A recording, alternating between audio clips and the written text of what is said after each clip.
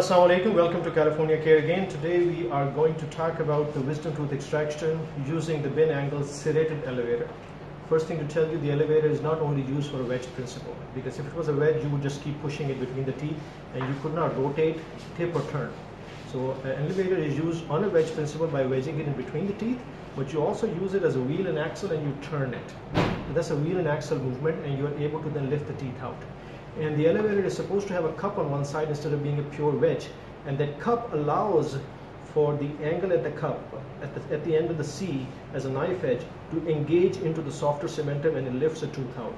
On top of it, to augment it, we have serrations on the elevator at the C cup to allow better engagement and to prevent any slippage. And the same serrations are used in cotton pliers also to hold things better for better grip. They're used on hemostats and needle holders also to give better grip so things don't slip. So serrations are used in surgical instruments all over the world in many instruments, and that is part of the design. Today we're going to show you a clinical case of extraction too, but today first we're going to talk about how to do it as far as the angles are concerned.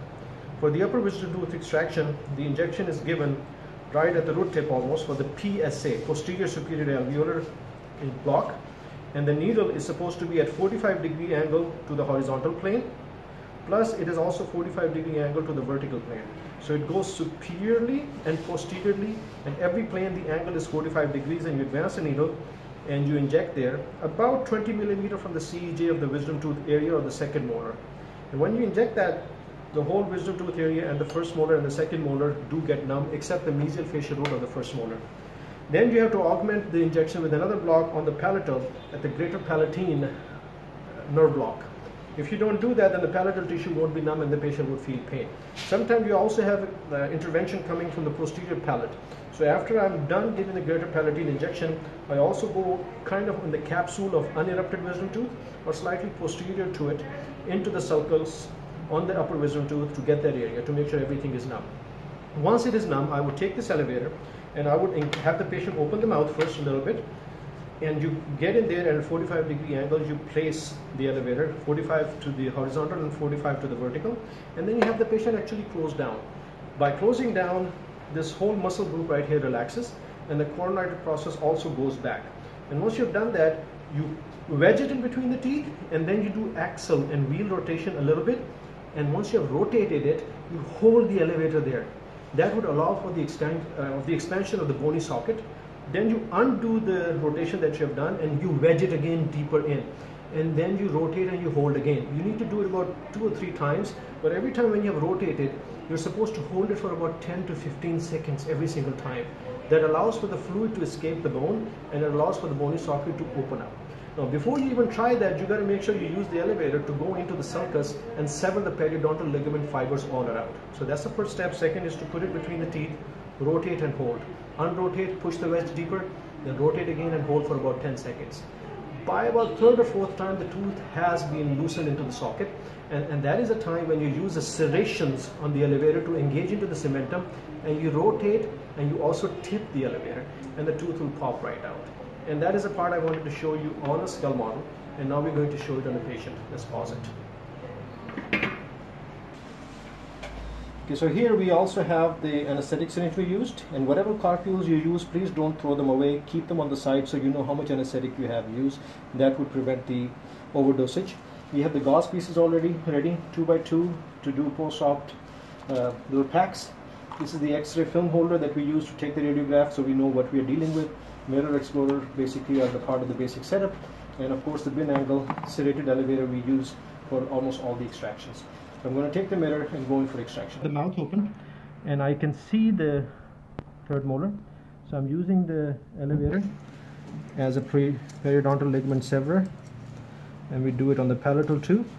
And once this is done, I would wedge it at 45 degrees, and now I'll remove the mirror and I have the patient close down a little bit. Band kijiye.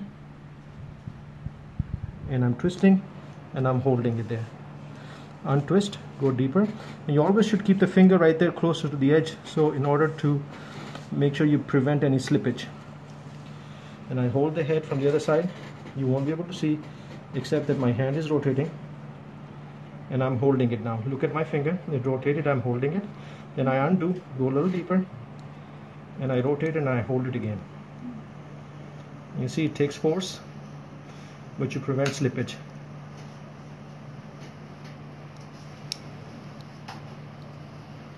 Holding is very important. Undo. Now I'm twisting it the other way, and I'm doing it very slow to make sure that we have bone expansion. Pause it. Yeah. This is to show you that the tooth has been luxated out, and with the elevator you basically lift it straight out and make sure the patient doesn't swallow it. And open please. And we get it, and the first thing we do is we check the root tips to make sure the root tips are not fractured. And here it came. The socket is only on wisdom teeth. Open please. So I will squeeze the socket to make sure the second molar gets locked into the squeeze socket, so the second molar does not fall back distally, so the spaces don't open up. But for any of the teeth, please don't squeeze the socket.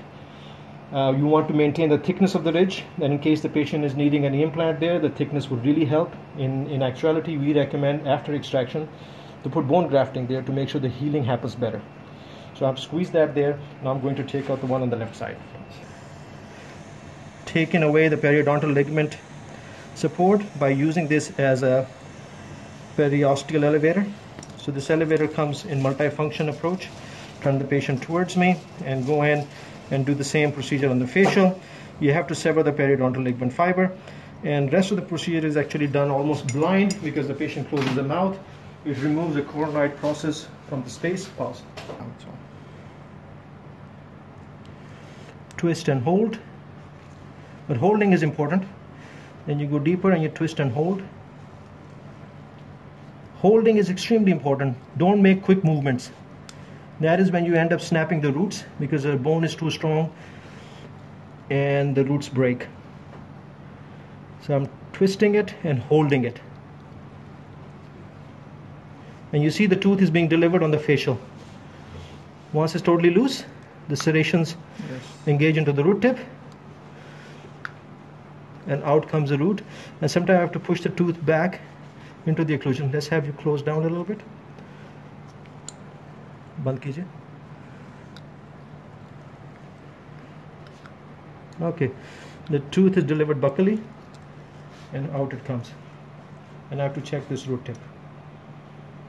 So I need a fine pointed elevator. Stop it.